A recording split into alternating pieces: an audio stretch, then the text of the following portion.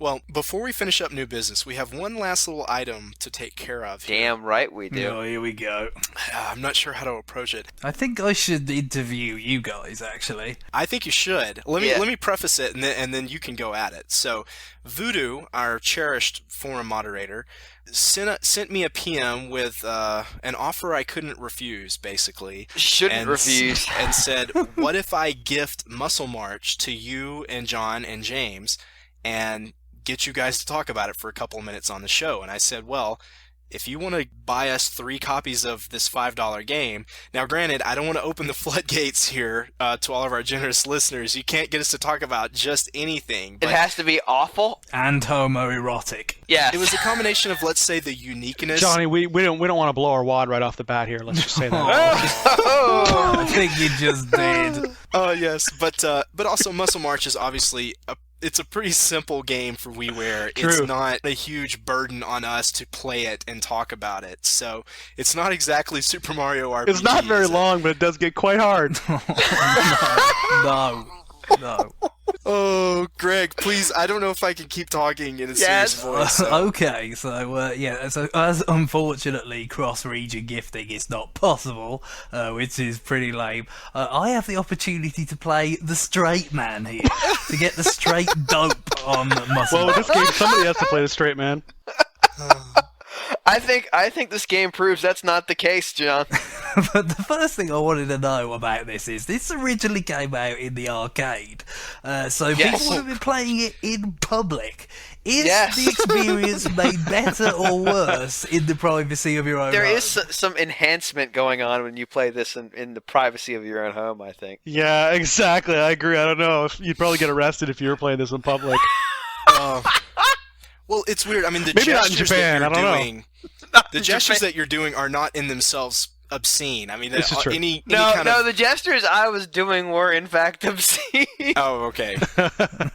Johnny, please continue with your explanation of how the game actually works. Well, no, actually, Not I mean, in important. terms of, I've definitely never seen the arcade version. I would love to try it sometime, but I'm really curious as to how it works, because this is Muscle March, although it is very entertaining, is a classic case of developers trying to make the Wii do something that it's not really designed to do. The game is all about the position of your character's arms as you run through holes in the wall, and the Wii remote doesn't detect position. Nope. So the only way that you can make your character do what you want is by basically jerking the controllers up and down. Jerk it, huh? And No. I said that deliberately, but Good. it's a classic case of a game that really would actually work with Motion Plus, but that's, from a production standpoint, probably way beyond their ambitions for Muscle March. And the problem is, in terms of actual control, it's not responsive enough. It doesn't work the way it needs to in order for the game to actually work.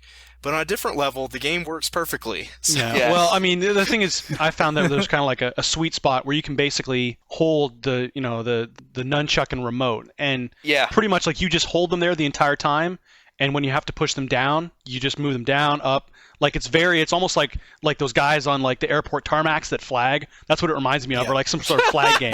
That's it. It's like you really don't have to move your arms at all. I can just do it with my wrists, like if I have them like just below chest height. Yeah, there's like 4 points, pretty much. Yeah, That's all it's up, doing. Down, and you just go up, flip it up if you need to go up, and down if you need to go down. Mm-hmm. But even then, I mean, it's not quite sensitive enough to play it at the faster speeds.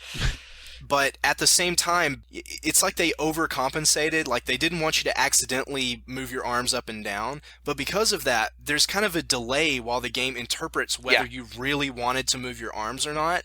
And so when you get going at the really fast speed, which is kind of the objective as the game, is to get to the point where it's going so fast you can barely keep up. And that would be fine, except there's this inherent lag in the game interpreting your motion. And so it doesn't really move right when you move your arms. There's a delay, and that delay can mean all the difference.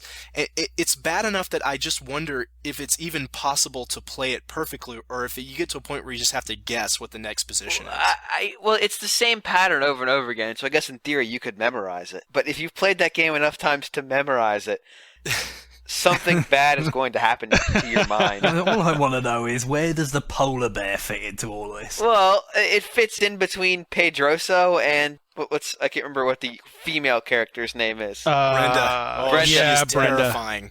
She's really scary. She's exactly the same model as one of the other male characters, except she's in pink and she has pigtails. And she's wearing a bikini. Exactly the same. I always pick Pedroso because, as we're reminded by the game, he is a gentleman. The character select screen alone is worth $5. Oh yeah, yeah. It really is. The whole thing. I mean, have you seen? Did you play all the way through to beat the first part? Where you play through the first 3, and then that's the end of the game. I mean, the ending of that, where the guys do the dance at the end, and it's like I haven't even seen that yet. Oh, dude, play through. It's worth it. I will. I'll go back to it. But my favorite part so far is the goal of the game is that you're running after this guy who's breaking through walls in a specific kind of pose. And the guy has stolen protein. Yes. That's right, or steroids or something. Is it always protein? I don't know, man. It's it's protein. So you gotta keep that in mind. So it's basically a version of Hole in the Wall, except you're moving instead of the wall. No, it is. It is. Yeah. Yeah, it's human Tetris, basically. But I love when you finally catch up to the thief, and you have to rapidly shake the controllers in order to speed up so that you actually catch up with him. Yeah, you tackle the thief, and then all of the other characters who previously dropped out, they come and they do a pile on. Yep. So you've jumped and tackled the thief, and then all these other bodybuilders jump on top of you until there's a stack of 6 guys.